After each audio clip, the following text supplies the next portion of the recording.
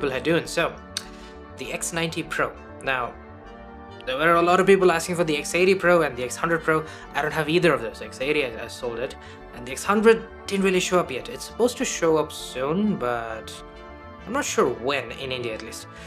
But anyways, the X90 Pro, it is a fantastic camera. As a whole, just altogether, it's incredible. Let's face it, that's a fact. The iPhone, on the other hand, it has overcome a lot of its shortcomings. Like the HDR issue, it's gone. And it's so much better for it. And well, let's jump in because there's a lot of things to talk about, and the X90 has some new tricks up its sleeve. So, starting off fairly simple.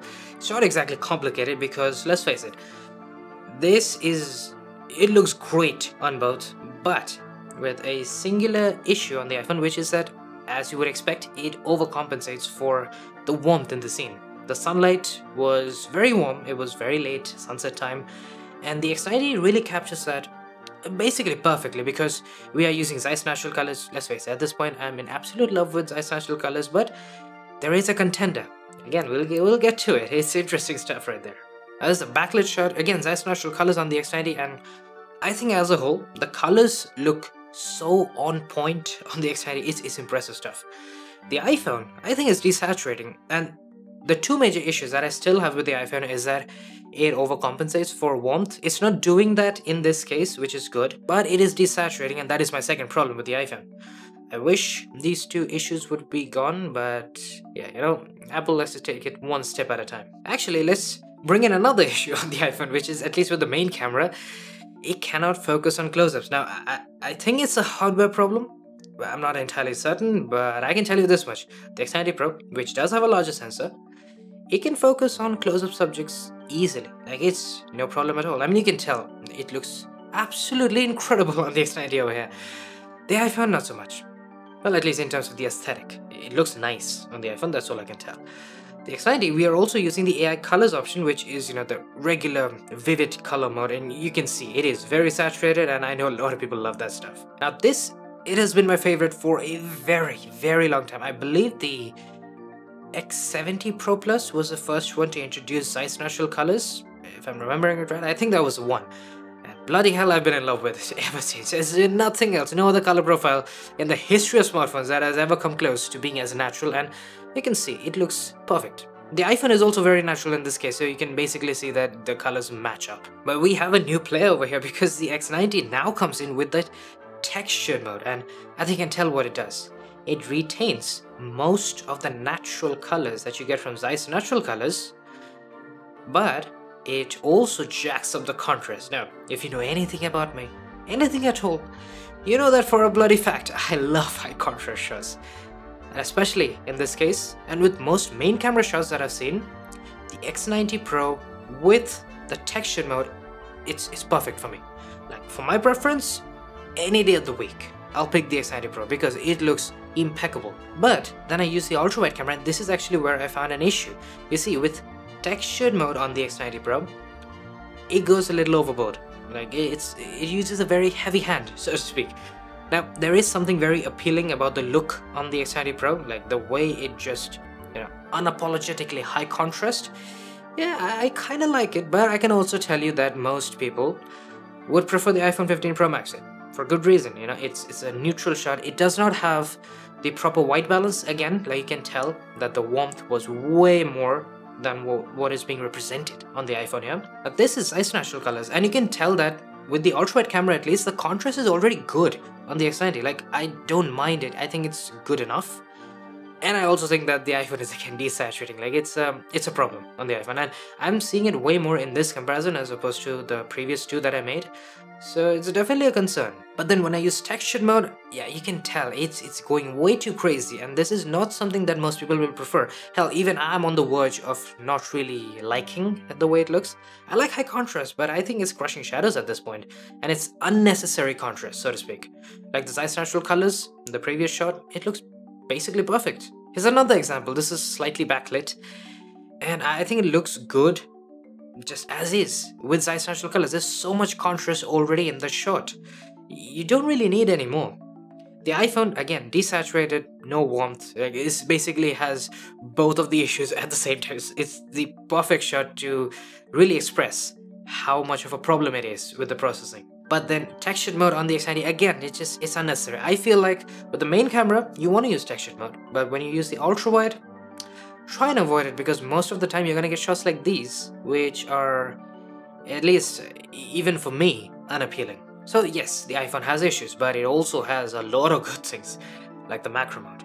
Bloody hell, the macro is good, because I don't think there's a lot of phones out there that can really handle macro as well as the iPhone can. I mean, just take a look at the details, just how bloody close you can get with it. It's amazing, no two ways about it.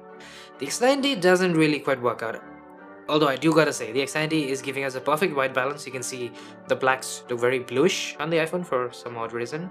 Now then for zoom, see, now at 2x, see, this is again where I think textured mode really works well, because it is giving us a lot of good contrast without completely crushing shadows or anything like that. You can just look at the iPhone and tell that there's just not as much contrast, and it doesn't look as appealing, at least to my eyes that's the case. Now at 5x, of course the iPhone is going to take a pretty significant lead with details, because it's 5x optical, that to a very high quality sensor, and it looks good. But I do think that the X90 has a slightly higher contrast, and it looks a little bit more appealing in terms of the contrast, because we are using textured mode. Again, like textured mode for zoom and main camera works exceptionally well as far as my testing goes, but the ultrawide camera, avoid it, at least for now. At 10x, and yeah, see, this is where you can tell that the contrast just got jacked up way too much. Now, you probably won't be using 10x with the X90 because it doesn't really have the optical zoom to give you proper details at 10x. The iPhone can do that, like it can give you really good details all the way to 10x, no problem whatsoever. But the X90 is not a very good idea. I switched to nice natural colors, and you can see that it looks good once again. You know, the contrast looks nice, but of course you're not gonna get any extra detail out of it. Speaking of detail, of course we have to talk about the high-res options, because there's some good stuff here. So the iPhone, as you might know, it has incredible high resolution, 48 megapixels, no problems whatsoever. The X90 has 50, and when we zoom in, oh yeah, there's almost no difference between the two. Maybe like a little bit, just a pinch more sharpening on the X90 in some areas, not everywhere. You know, it's super close on both, and that's a very big deal, because the X90 has a lot of detail and so does the iPhone. You know, this is some really good high-res shots that you're getting out of these two. But at 2x, this is where the X90 once again comes in with 50 megapixels, and yeah, I can already tell it looks better than the iPhone sensor crop. Don't get me wrong, the iPhone sensor crop is incredible, but it's not going to be as good as the X90. Well, case in point. Now, I'll tell you this much. I do think that the iPhone didn't properly focus on that flower thing, even though I did use tap to focus. I did do it, and I took multiple shots. I feel like it didn't properly focus on it, at least looking at the zoomed in result. But to be entirely fair, even if it did focus on it, it wasn't going to be as good as the X90. So yeah, it's kind of a moot point if you think about it. Now for selfies, see, I've always felt like the X90, when it comes to human subjects in general, it's fairly good. It has some issues here and there, some inconsistencies, but it's fairly good. But as a whole, I feel like the iPhone is a little bit better.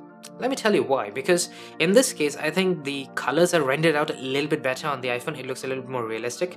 It was sunset time, you know, difficult warm tones, and although the iPhone was messing up every normal rear camera shot, with the selfies it's nailing the color tones. Now this backlit shot, see, I would have called it a tie immediately, because everything essentially looks good. If anything, I actually kind of prefer the skin tones on the X90 a touch more, you know, less magenta as opposed to the iPhone. But the iPhone pulls ahead by leaps and bounds when it comes to details. You know, forget my face.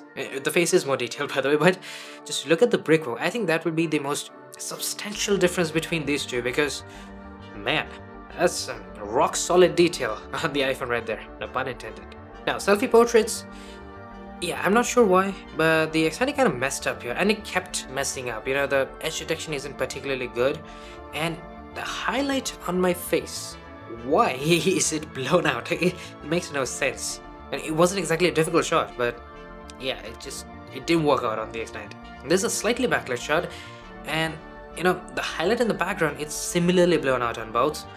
And yes, the iPhone does force you to crop in a little, which I'm really not a fan of. I really wish they would just allow me to take proper wide-angle selfies that we can normally do. But anyways, I think the X90 just doesn't have the same contrast, same detail level.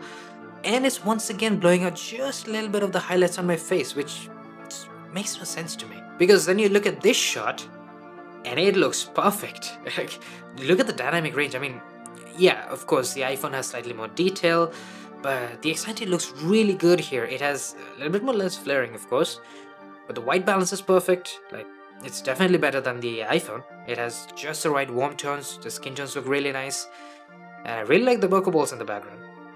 The dynamic range can be good on the X90, that's the thing. But in the previous two shots, it just wasn't. That's why it makes no sense. Then for night selfies, just, yeah, avoid it as much as you possibly can, because you're not gonna get any good results. The X90, it just doesn't work. I don't know what happens on this. It makes me look like, I don't even know, a porcelain doll or something like that. And the iPhone, it tends to use the front-facing flash. I don't know why it uses a flash for night mode. The night mode is meant to override the flash, and you cannot turn off this flash. So yeah, just don't use it. It looks weird on both. Now rear camera portrait. So in this shot, I think it's really close. Like, it's basically 1-to-1, except for, once again, the color of the sunlight. I think the colors of the sunlight, and especially warm sunlight, in portraits, they are rendered out perfectly on the iPhone. Like, it looks really good here. It looks absolutely perfect. While on the X90, I think it just looks a little too orange, especially like on my skin and everything, just doesn't look quite as right. But then, for this one right here, I'm using Zeiss planar portraits, by the way, because it looks incredible in most cases. But what I did find out is that even if you don't use Zeiss planar portraits, the result is the same. My issue is that my clothes look blue. Why do they look blue on the X90? Yeah, it blows my mind. I mean, I like everything else about the X90. I really like how it's jacking up the contrast on my face. You know, it's kind of bringing out the details a little bit more. The bokeh in the background is exceptional, as you would expect. But yeah, why are my clothes blue? Again, similar thing. Not as bad as the previous one in this 2x shot over here. Why do my clothes look so bluish? I was wearing black, for Christ's sake.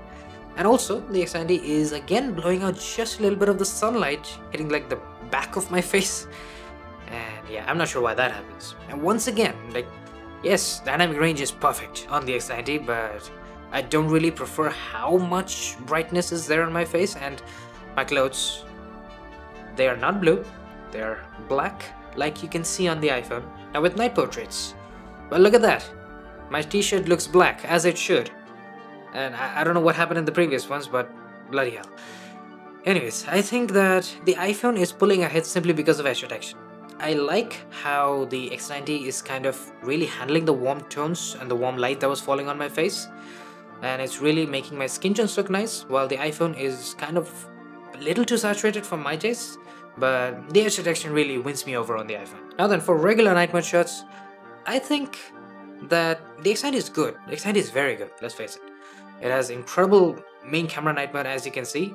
But one thing that I feel just makes the iPhone by default better for me, it's that quite simply, there's so much more contrast and it looks like nighttime on the iPhone. You know, the whole point of night photography, in my opinion, is that you can get the ridiculously high contrast shots like this without any effort whatsoever. But on the X90, because of just how bright it makes everything look, you kind of miss out on that. It doesn't happen all the time. Like in this case, I think it looks alright. Like the contrast is kind of there.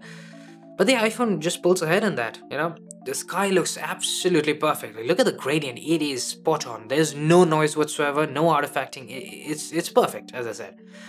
But the one thing I gotta give the X90 credit for is the highlight preservation and the lack of lens flare. Like, both of those two things, they're exceptional right there. Now this is completely backlit, and I think you can tell the X90 has a lot of good stuff. So does the iPhone.